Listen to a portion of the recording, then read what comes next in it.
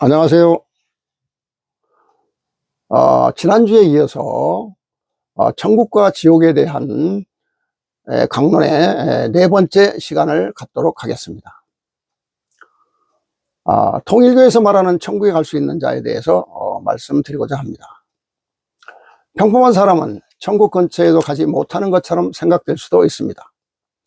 천국 가기가 복권에 당첨되기보다 어려운 것이 아닌가 하는 두려운 생각이 들 수도 있습니다. 하지만 그것은 속단입니다. 천국은 평범한 사람들이 가는 곳으로 무학이고 소박한 자들이 더 들어가기 쉬운 곳이라고 합니다.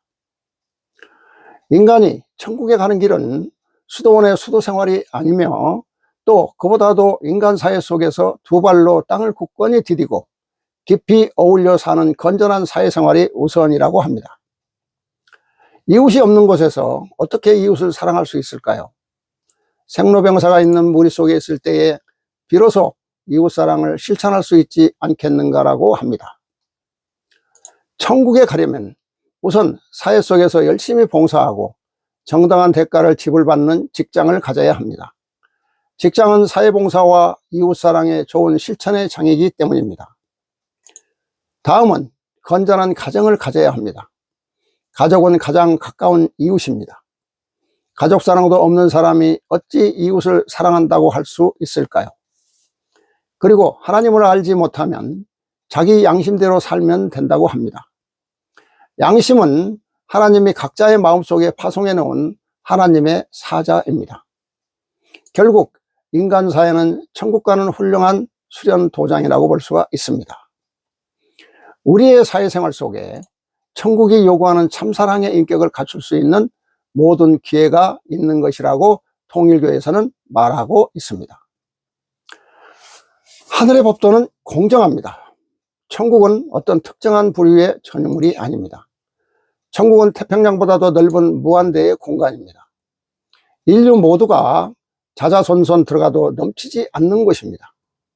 건전한 사회생활, 건전한 가족사랑, 건전한 동포사랑, 건전한 나라사랑, 건전한 이웃사랑, 인류사랑, 또 이것을 합하면 이웃사랑이요 하나님의 사랑입니다. 다만 올바른 곳에 동기를 두면 된다고 합니다. 우리의 지상, 인생에 하나님 또는 혹은 양심이 중심이냐 자기가 중심이냐가 천국과 지옥의 갈림길이라고 통일교에서는 말하고 있습니다. 자, 이번에는 16세기에 스웨덴의 유명한 과학자 스베덴보리가 말하는 천국에 갈 수 있는 자를 간단하게 말씀드리고자 합니다. 스베덴보리는 그의 유명한 저서 천국과 지옥 제359항에서 이렇게 말하고 있습니다. 부를 축적하고 좋은 음식을 먹으며 신분과 직업에 맞는 훌륭한 집에 살고 몸차림을 단정하게 하고 생활의 즐거움과 기쁨을 맛보며 직업을 위해 심신의 건강 유지에 힘쓰면서 세속적인 일을 해도 아무 상관이 없다고 합니다. 그저 마음속에 하나님을 품고 혹은 양심을 지키고 사심없이 이웃을 사랑하고 기쁨으로 베풀면 되는 것이라고 스베덴보리는 말하고 있습니다. 자, 이에 대해 통일교에서 말하는 것과 그 다음에 스베덴보리가 말하는 것에 대해 새로운 성경에서는 12166번째에서 동일한 말씀을 하고 있습니다. 가장 소중하고 위대한 것은 선한 마음, 천사와 같은 마음으로 사는 삶이다 라는 말씀인데요, 너희들이 지금 육의 세상에 살아가는 것이 얼마나 행복한 것이라 했더냐, 너희들이 죽음과 삶의 그 길을 왕래하는 것이라 하지 않았더냐, 너희들이 생각할 때는 죽으면 생명이 끝나는 것이요 사는 것은 너희들이 숨을 쉬는 것이니 이건 육의 죽고 삶이니라. 죽어서 한 줌의 흙으로 돌아가는 육이 지금 움직이는 것은 사는 것이요 그가 활동을 멈추는 것은 죽음이니 너희들은 그것으로서 그리 따질 것이니라.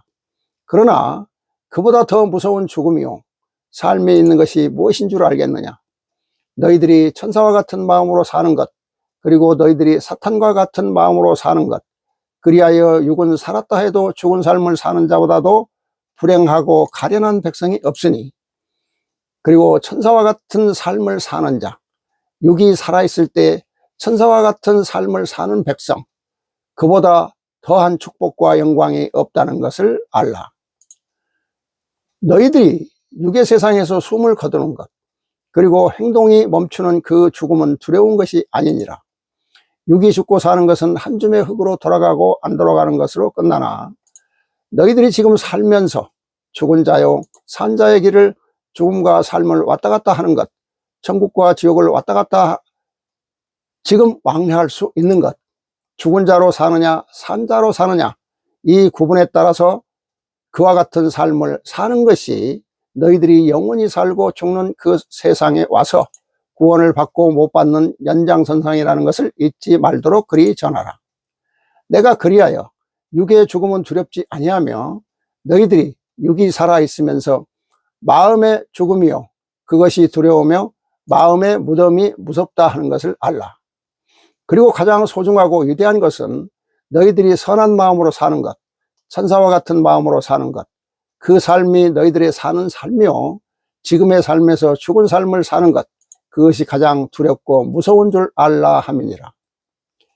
여기에서 너희들이 천사와 같은 삶을 사는 것은 영원히 사는 세상에 와 그와 같은 은혜를 받을 것이요, 여기서 죽은 자의 삶을 사는 것은 너희들이 영원히 지옥불에 가 그 대가를 치르는 삶을 살아야 되기 때문에 이것이 더 무섭고 두려운 것임을 알라 전함이니 그리 알라.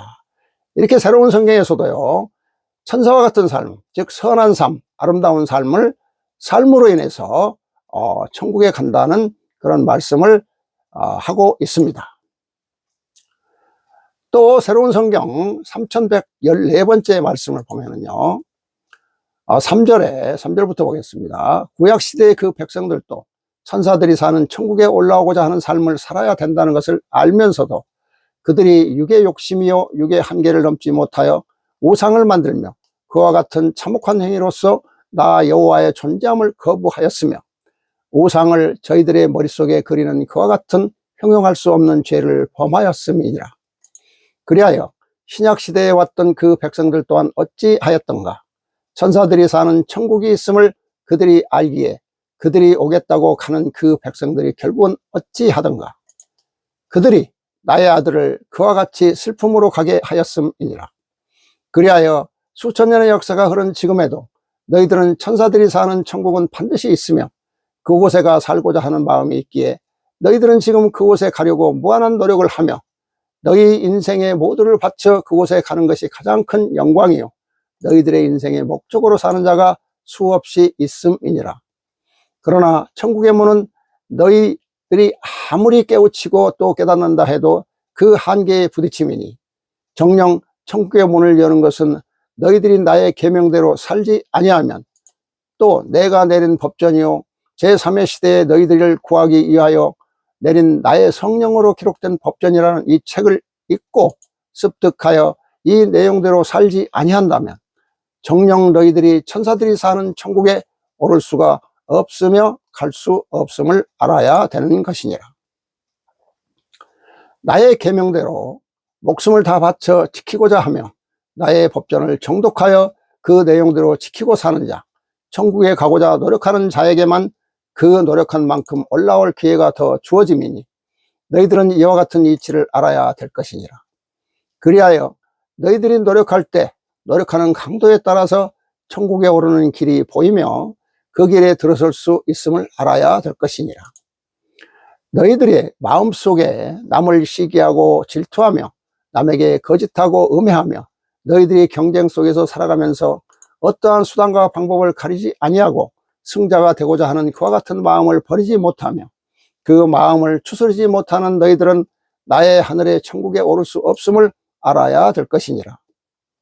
너희들이 질투하는 마음, 시기하는 마음, 거짓하는 마음, 남을 음해하는 마음, 그리고 너희들이 승자가 되기 위하여 어떠한 잔인한 방법을 강구해서라도 남에게 피해를 주며 그에게 손상을 주며 상처를 준다 해도 너희들 승자가 될 수 있고 가질 수 있고 더 높은 자가 된다 하면 수단과 방법을 가리지 않는 그 마음을 무엇으로서 다스릴 수 있겠는가?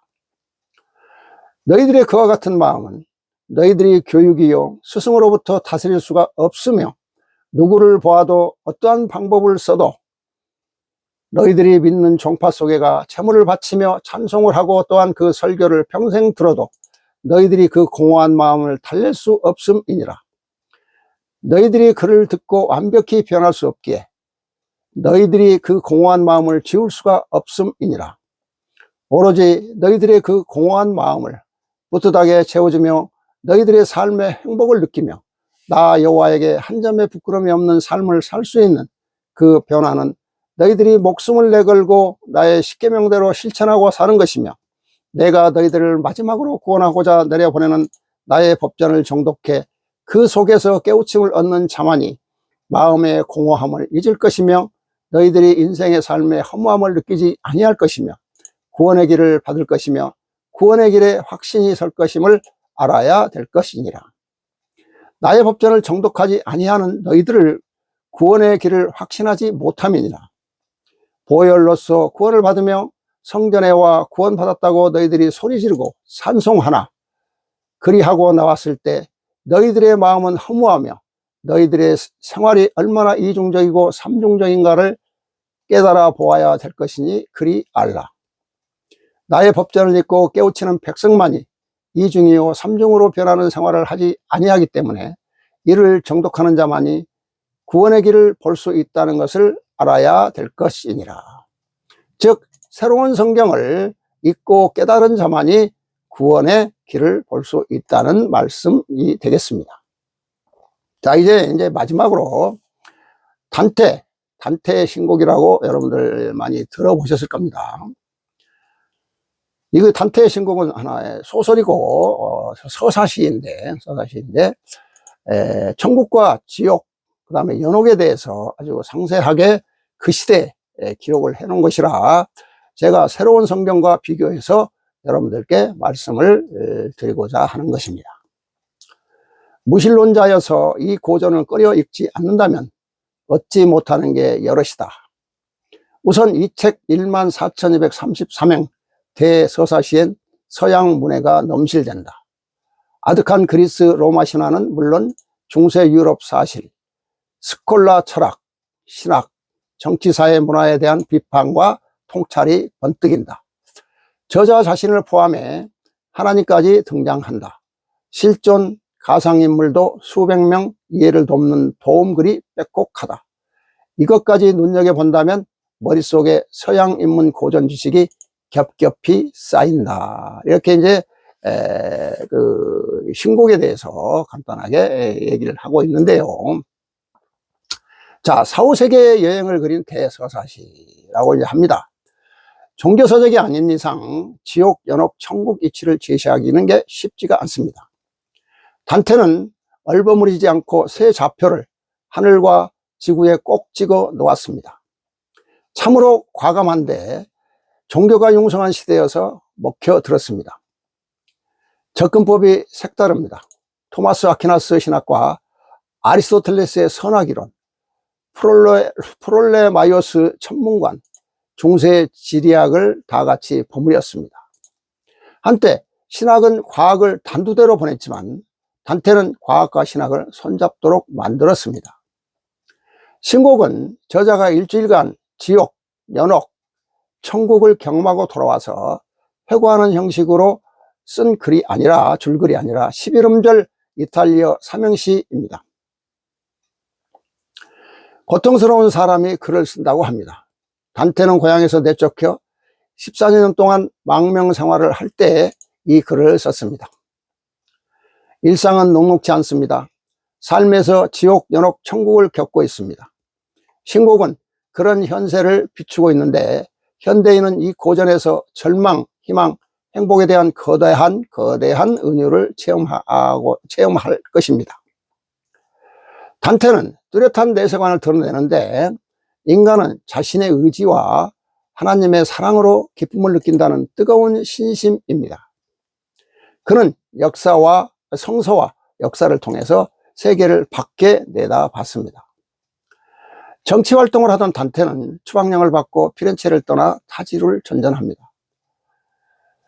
그는 시민이 자치하는 도시인 피렌체에서 살았습니다. 그러다 덜컥 교황과 황제가 벌이는 정쟁에 휘말렸고 피렌체 법정은 단테를 내쫓았으며 그는 이탈리아 여러 지역을 헤매고 다녔습니다. 그때 쓴 글이 신곡입니다. 유럽판 유배 문학 작품 단테는 고향이 그리웠습니다. 라틴어가 아닌 그곳 토박이 언어를 선택한 건 인지상정이요, 자신이 흘렸던 눈물과 희망, 진리와 정의를 향한 애침을 활자로 바꿨습니다. 이 신곡의 집필기간은 1307년에 1321년, 죽기 직전까지로 14년 동안 걸렸습니다. 아쉽게도 전하는 육필 원고가 없고 모두 다 필사본입니다. 16세기 중반까지 나온 필사본이 800여 종이 넘는데 성경 다음으로 가장 많다고 합니다. 현대에서는 한자권 번역본을 대개 신을 찬미하는 노래라는 뜻인 신곡을 책의 제목으로 삼고 있습니다. 자, 이제 책의 내용이 저승으로 간 단테, 하나님의 사랑을 보다라는 이렇게 이제 제목이 나오는데요.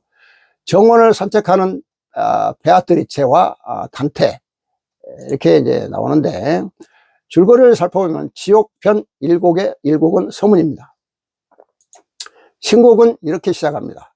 우리 인생길의 한 중간에서 나는 어두운 숲속에 있었으니 올바른 길을 잃어버렸기 때문이다. 둘째 연, 얼마나 거칠고 황량하고 험한 숲이었는지 말하기 힘든 일이니 생각만 해도 두려움이 되살아난다. 이렇게 이제 서문이 열리는데요. 여기 이제 지옥편, 지옥에 대해서 이제 간단하게 말씀을 드리자면은, 때는 1300년 부활절 직전인 4월 7일 성금요일입니다. 35세 단테는 황량한 숲속에서 로마 시대의 시인 베르길리우스를 만나게 됩니다. 이 성을 상징하는 그는 단테를 저승으로 이끌고 갑니다. 천국 성녀인 베아트리체가 지옥 림보에 있는 베르길리우스를 불러 공경에 빠진 단테를 데려오라고 합니다. 지옥은 어디인가? 예루살렘 아래입니다. 지구를 통해 지표에서 중심으로 내려갑니다. 갈수록 반경이 좁아지는 깔때기와 같습니다. 두 시인은 하루 일정으로 지옥을 둘러봅니다. 9개 원구역으로 나뉘는데 죄가 가장 가벼운 영혼이 제1구역 림보에 삽니다. 베르길리우스를 포함한 시인, 고대 철학자, 그리스 영웅 등이 거주하고 있습니다. 그들은 하나님을 몰랐고 세례도 받지 않아 형벌은 면하지만 천국엔 못 가는 신세입니다. 예수 부활 이전 시대에 훌륭하게 살았지만 역시 마찬가지였죠. 단테가 그려놓은 죄질에 따른 벌과 거주지가 굉장히 흥미롭습니다. 두 시인은 지옥 밑바닥인 주데카를 본 후 지구 중심을 지나 좁은 동굴을 거쳐 남반구를 향해 기어올라 연옥 해변에 닿습니다. 지옥에서의 형벌은 대부분 자신이 저질렀던 죄를 다시 되돌려받는 형식입니다. 바람을 피우면 바람에 날아다니고, 과하게 탐식하면 괴물에게 먹히고, 인색하거나 낭비하면 돈주머니 같은 돌을 굴리는 형벌을 받습니다. 이는 지상에서 악행과 똑같이 대응하는 지옥의 형벌이라고 해서 컨트라파소라고도 합니다. 예를 들어 앞을 내다보는 점술가들은 더 이상 앞을 내다보지 말라는 뜻으로 머리를 180도 뒤로 돌리는 형벌을 받으며, 위선자들은 겉은 화려하지만 속으로는 고통스러운 금빛의 남망토를 입는 형벌을 받습니다. 특이하게도 배신과 배반의 죄보다 이단이나 신성의 모독의 죄가 더 낮은 죄로 분류가 됩니다. 단테가 살았던 중세시대는 신에게 이르는 길이 구원이자 행복이었기에 가장 큰 죄는 신을 어기는 일이 되는 것이 상식일 것입니다. 따라서 신성 모독자를 가장 지옥 밑바닥에 두어야 하는데 단테는 그렇지가 않았습니다. 이는 정치가로서 단테가 신의 입장에서 보다는 어느 정도 인간을 기준으로 죄의 경종을 살폈기 때문이라고 볼 수가 있습니다. 자, 지옥은 제1층이 변옥, 제2층이 음욕지옥, 제3층이 식탐지옥, 제4층이 탐욕지옥, 제5층이 분노지옥, 제6층이 이단지옥, 제7층이 폭력지옥, 제8층이 사기지옥, 제9층이 배신지옥, 이렇게 9개 층으로 나뉘어져 있다고 이게 단테는 말하고 있습니다. 다음 이제 연옥편을 보면은요, 연옥은 남반구 대양 한가운데 솟은 산입니다. 연옥 입구를 지키는 천사는 단테 이마에 피자 7개를 새긴 후 베르길리우스와 함께 연옥으로 들여보냅니다. 피자는 가톨릭 교리상 7대의 죄, 7가지의 죄인데, 교만, 질투, 분노, 나태, 인색, 탐욕, 음욕, 이렇게 7가지의 죄를 말하고 있는데요. 연옥산에는 7둘레에서 7가지 죄를 범한 영혼들이 벌을 받으며 지상천국인 정상을 향해 올라갑니다. 시인 스타티우스는 죄를 씻고 천국에 가는 영혼, 그가 합류해 새 시인이 지상천국에 닿습니다. 30곡에는 단테가 옛사랑 베아트리체를 만나게 됩니다. 그 순간 베르길리우스는 사라지고 단테는 에우노의 강물을 마시고 하늘로 갑니다. 다음에 이제 천국편을 보면은요, 천국편을 보면은 신앙 그 자체인 베아트리체는 단테를 데리고 하늘, 즉 월성천, 수성천, 금성천, 태양천, 또 화성천, 목성천, 토성천, 항성천, 원동천, 최고 지고천을 각각 찾아갑니다. 8번째 방문지는 붙박이별 하늘, 여기서 저자는 발 아래 7행성, 당신은 태양을 행성이라고 봤습니다.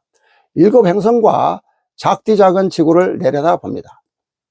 그 다음 올라간 곳은 9번째이자 최고 하늘인 엠피레오, 여기서 단테는 하나님 성모 마리아를 보고 베아트리체는 자기 자리로 올라갑니다. 단테는 성모 마리아에게 기도해 눈이 더욱 밝아져 하나님에게서 나오는 빛을 바라보게 됩니다. 삼위일체 신비와 우주를 움직이는 하나님의 사랑을 보았다고 썼습니다. 신곡의 마지막 대목은 단테가 지옥, 연옥, 천국을 둘러본 소감을 말하고 있습니다. 그 사행은 이렇습니다. 여기 고귀한 환상에 내 힘은 소진했지만 한결같이 돌아가는 바퀴처럼 나의 열망과 의욕은 다시 돌고 있었으니 태양과 별들이 움직이는 사랑 덕택이었다라고 이렇게 사행시를 기록하고 있습니다. 그러니까 단테는 지옥, 연옥, 천국이 현존한다며 신곡을 써 그걸 널리 알렸습니다. 구구절절 생전에 죄를 씻을 기회를 놓치지 말라고 외쳤습니다. 이게 매우 중요한 얘기입니다. 단테는 14세기경에 진짜 하늘의 진정한 뜻을 알고 있었다고 볼 수가 있겠죠. 구구절절 생전에 죄를 씻을 기회를 놓치지 말라고 외쳤습니다. 인류는 스스로 다스려 삶을 성찰하면서 책임을 져야 하고 세계 평화와 정의를 이뤄내야 한다고 강조합니다. 그 목소리를 느낄 때 신곡은 고달프고 앞만 바라보며 질주하는 현대인들에게 삶을 정화하는 복음서로 다가온다고 보고 있습니다. 그러나 현대인을 정화하는 복음서는 하나님의 음성을 듣고 펴낸 하나님의 편지인 새로운 성경입니다. 단테는 매우 중요한 말을 했습니다. 구구절절 생전에 죄를 씻을 기회를 놓치지 말라고 외쳤습니다. 이 얼마나 소중한 말입니까? 이에 대해서 새로운 성경 11,700번째 말씀을 보면은요, 죄를 씻을 기회를 놓치지 말라고 하는 단테의 그 말이 이렇게 얘기를 하고 있습니다. 생전에 깨닫고 변화되지 아니하면 아니 된다는 하나님의 말씀인데요. 자, 3절부터 보면은요, 너희들은 깨닫고 변화되지 아니하면 아니 되면이라. 참 진리요 하늘에 오르는 길의 안내서인 하나님 말씀하옵소서. 새로운 성경에 내려올 때 너희들에게 기회가 있음을 알아야 될 것이니라. 지금 너희들에게 기회가 주어졌을 때 깨달음을 얻으며 구원을 얻도록 그리하라. 나의 새로운 성경을 가슴에 안고 정독하고 또 정독하여 너희들이 깨달음을 얻어 하늘의 지혜를 얻어 구원의 길을 보지 아니하면 아니 되면이라. 너희들이 정녕 나의 새로운 성경을 정독하여 깨닫는 자만이 그 좁고 협착한 문에 들어설 수 있다는 것을 알라. 이렇게 말씀을 하시면서요, 또 사랑하는 나의 아들, 딸 너희들은 들으라. 내가 마지막이라 너희들에게 하지 않느냐. 내가 너희들에게 간곡히 전함이니 나의 새로운 성경을 너희들이 읽고 접해보며 그 내용을 들여다보고도 잘못되었으며 잘못 가는 것이라면 그때 너희들이 등을 돌려도 될 것이니라. 그렇지 아니하거든 너희들이 마음 자세를 바로 세워야 될 것이니 그리 알라. 이렇게 이제 말씀을 하시고요. 또 마태복음 7장 14절의 말씀, 성경의 마태복음 7장 14절의 말씀인 천국의 길은 좁고 협착한 길이라는 말씀을 새로운 성경 8198번째 말씀에서 이 말씀을 해석을 해주고 계십니다. 마태복음 7장 14절을 보면은요, 좁은 문으로 들어가라. 멸망으로 인도하는 문은 크고 그 길이 넓어 그리로 들어가는 자는 많고 생명으로 인도하는 문은 좁고 길이 협착하여 찾는 자가 적음이라. 자, 4절부터 보면은요, 천국으로 가는 거듭나는 길은 협착하고 좁은 길이며 가기가 어렵고 힘든 길이라 그리 전하였음이니라. 그러니 나의 피조물 만백성들이 그 길을 가고자 하는 백성이 없는 것은 오늘의 현실임을 알라. 그와 같은 길을 가지 아니하는 자는 정녕 구원의 길을 역사할 수 없다는 것을 먼저 깊이 새겨 두어야 할 것이니 그리 알라. 지금의 종교 집단 지도자들이 좁고 협착한 그 길을 가지 않겠다고 나서는 자가 있으며 과연 그 길을 가고 있는가 너희는 알아야 할 것이니라. 내가 무섭게 명한 것, 내가 너희들에게 전한 것, 좁고 협착한 길이 하늘에 오르는 길이라 내가 가르치고 너희에게 전했건만 너희는 어느 날 무서우리만큼 나의 명령을 따르지 아니하고 나의 뜻을 따르지 아니하며 그리 가르치지 아니하고 행하지 않는 백성으로 전락되었음이니라. 지금의 종교 집단의 지도자들이 그들에 의해서 좁고 협착한 길이 하늘에 오르는 길이라 가르치는 것을 모두 저버려 두었으며 어느 날 나도 모르는 사이에 넓고 평탄한 쉽게 가는 길이 거듭나는 생명의 길이요 나에게 오는 길이라 둔갑하여 나의 피조물 만백성들을 이끌어가고 그리 가르치며 그걸로 재물을 거둬들이는 사악한 장사까지 하는 것이 오늘의 종교 집단이요 지도자들이 가는 길이니라. 나의 백성이 구원의 길이 아니요 멸망의 길을 가고 있다는 것을 알라. 나는 너희에게 전함이니라. 너희는 협착하고 좁은 길이요 어려운 길을 거치지 않으면 절대로 나에게 올 수 없다는 것을 알라. 그 길이 아니고는 나에게 오를 수 없음을 알아야 할 것이니라. 이렇게 하나님께서는 좁고 협착한 길이 아니면은 절대 하늘에 오를 수 없다고 말씀을 하고 계십니다. 자, 이제 지금까지 했던 말씀들을 이제 종합해서 요약도 하면서 이제 결론을 맺고자 합니다. 천국과 지옥에 대해 이 결론의 말씀은 문학 박사인 문재익 칼럼니스트의 글을 인용하여서 제가 말씀을 드리고 있습니다. 천국이란 기독교에서는 이 세상에서 예수를 믿는 사람이 죽은 후에 갈 수 있다는 영원히 축복받은 나라, 하나님이 지배하는 나라라는 말이며 불교에서는 하늘에 있는 궁전을 말하는 것입니다. 유의어로는 천당, 천국, 극락이 있습니다. 지옥은 기독교에서는 큰 죄를 짓고 죽은 사람들이 구원을 받지 못하고 끝없이 벌을 받는다는 곳이며 불교에서는 죄업을 짓고 매우 심한 괴로움의 세계에 난 중생이나 그런 중생의 세계를 말하며 유의어로 구천, 나락, 저승이라고 합니다. 또 연옥은 죽은 사람의 영혼이 천국에 들어가기 전 남은 죄를 씻기 위해서 불로 단련받는 것을 의미합니다. 그리고 지옥이 종교적이지 않는 일반적 의미로는 아주 괴롭거나 더없이 참담한 광경 또는 그런 형편을 비유적으로 말하는데 그 반대 개념으로 천국, 천당으로도 쓰입니다. 하늘이란 하나님의 법을 뜻하는 용어이고 국은, 나라는 하나님의 나라를 의미합니다. 성경에서 말하는 천국이란 상대적 사고를 하는 인생이 세상에서 성령의 법으로 치리되는 영적인 나라를 말하는 것입니다. 그리고 지옥은 땅에 갇히는 것을 말하는데 즉 흙으로 돌아가게 될 수밖에 없는 상태라는 것으로 성경이 말하는 천국과 지옥은 죽어서 가는 곳이 아니라 살아서 인지되는 곳이라고 말하고 있습니다. 또 한마디로 이승에 천국도 지옥도 있다는 것입니다. 원불교의 이론도 비슷합니다. 창시자인 소태산 대종사께서는 내 마음이 죄복과 고락을 초월한 자리에 그쳐 있으면 그 자리가 바로 극락이다 라고 하셨습니다. 다시 말해 고와 낙을 초월한 자리를 극락이라고 가르침을 주신 것이죠. 그래서 영혼은 마음의 조화로 지옥과 극락이 따로 있는 것이 아니라 마음먹기에 달려 있다는 것입니다. 그렇다면 철학자, 사상가들이나 선인들의 말, 명언들은 어떠할까요? 미국의 시인이자 철학자 R.W. 에머슨은 같은 세계이지만 마음이 다르면 지옥도 되고 천국도 된다고 하였으며, 셰익스피어와 필적할 만한 영국의 시인 밀턴은 마음이 천국을 만들고 또 지옥을 만든다고 하였습니다.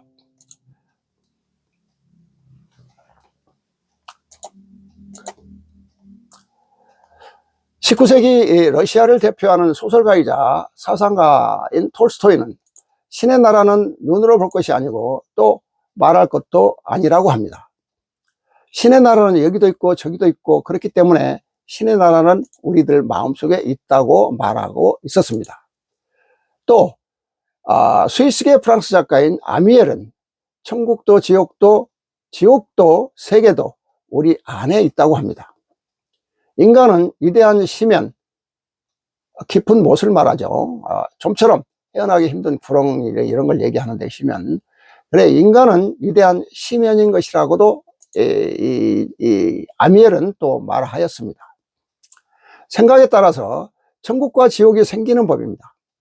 천국과 지옥은 천상이나 지하에 있는 것이 아니라 바로 우리의 삶 속에 있는 것입니다. 옛날은 더 좋았고 지금은 지옥으로 된 것은 아닙니다. 세계는 어느 때에도 불완전하고 진흙투성이어서 그것을 참고 견디며 가치 있는 것을 만들기 위해서는 사랑과 신념을 필요로 했었습니다. 독일계 스위스 소설가이자 시인 헤르만 헤세의 말입니다. 지금까지 천국과 지옥에 관해서 종교적인 견해 그리고 명인 명사들의 견해를 살펴보았습니다. 모두 다 한결같은 공통적인 견해는 천국과 지옥이 따로 있는 것이 아니고 바로 우리가 살고 있는 이곳 이승이고, 그리고 우리의 마음속 한마디로 마음먹기에 달려있다고 합니다. 그러나 새로운 성경은 이 땅의 천국과 지옥에 대해서도 말하지만은 분명히 천국과 지옥을 존재한다고 말하고 있습니다. 법정 스님이 여복의 친구라는 글에서 천당과 지옥은 죽어서 가는 곳이라고 생각하는가? 살아있는 지금이 천당이고 지옥이라네. 내 마음이 천당이고 지옥이라네. 말씀과 모두 일치한다고 볼 수가 있습니다. 사실 죽음 너머의 세계는 객관적으로 검증하는 것이 불가능합니다. 죽어서 오랜 시간 이후 살아와 죽음의 세계를 말한다는 것은 전무후무한 일이기 때문입니다. 요즘 철학자, 심리학자, 의학자들은 근사체험, 즉 임종에 가까웠을 때 혹은 일시적으로 뇌와 심장 기능이 정지하여 생물학적으로 사망한 상태에서 사후세계를 경험하는 현상을 근사체험이라고 하죠. 근사체험에 대해 연구도 하며 실제 유튜브 등에서 실제 사례를 경험담과 연구 결과를 담은 영상들이 일부 있기는 하지만 엄격한 의미의 사후세계를 경험한 것이 아니라고 생각을 하는데, 지금 그 칼럼니스트는 이렇게 생각을 한다는 얘기입니다. 왜냐하면 단지 일시적 현상으로 어찌 보면 병중 꿈을 꾼 경험이라고 평가절하를 할 수도 있기 때문이라고 말하고 있습니다. 그런데 근사체험에 대해서 새로운 성경 9753번째, 9753번째에서 하나님께서는 근사체험에 대한 분명한 말씀을 하고 계시는데요. 근사체험한 자의 말을 믿어라 라고 하십니다. 9753번째 11절부터 보면은요, 지옥과 천국에 있는 것을 내가 일일이 너희에게 다 가르쳐 줄 수 없음이니라. 내가 이 모든 나의 성경의 나의 뜻을 나의 아들을 통하여 모두를 가르쳐 주듯이 내가 선택된 자로서 그들이 죽어 다시 살아나는 육의 죽음에서 그들이 거듭나는 그와 같은 체험을 하게 하였음이니, 그 체험 속에서 그들이 반드시 겪는 것이 있으니 지옥과 천국에 오고 가는 그 역사의 흐름을 그들이 보았으며 그들이 가서 보고 들은 것이 있음이니 너희들은 그를 듣고 그것이 언약이요 미래를 너희들에게 보여준 것이라 믿으면 될 것이거늘 그것도 믿지 않으며 그것도 인정하지 아니하려는 것이 너희들이니 과연 내가 너희들을 다 죽였다 살리는 그와 같은 역사를 해서 너희들이 체험해야만 믿는다는 것이냐. 내가 모든 세상의 저승의 길이라는 것, 너희들이 죽은 세상의 길이라는 것과 그리고 너희들이 말하는 이승의 삶이라는 것을 그걸 왔다 갔다 하도록 하면서 그 체험을 시킨 백성, 그들이 하는 이야기, 그것을 너희들이 체험은 하지 아니하였지만 그것이 다 여호와의 언약이요 너희들에게 미리 깨우쳐 주기 위하여 내가 이루는 역사요 미리 준비하도록 하는 것이라는 것을 너희들은 알아야 될 것이니라. 그러니 갔다 온 자의 말을 듣지 아니하며 왔다 간 자의 말을 듣지 아니하며 너희들이니 너희들이 얼마나 어리석고 불쌍한 백성들이더냐. 나의 법전이요 나의 새로운 성경이 예언이 된 것이요 언약된 것이며 그를 지키고 가는 시대라는 것을 모르며 그것이 너희들의 구원의 길이요 너희들의 생명을 구원하는 것이라는 것을 아직 믿지 못하고 있는 어리석은 자들이 너희들이라는 것을 알아야 될 것이니라. 이렇게 근사 체험을 한 사람들을 말을 믿지 않는 것에 대해서 하나님께서는 저희들한테 말씀을 하고 계십니다. 그들의 말을 믿으라는 얘기죠. 여호와의 언약이라고 말씀을 하고 계십니다.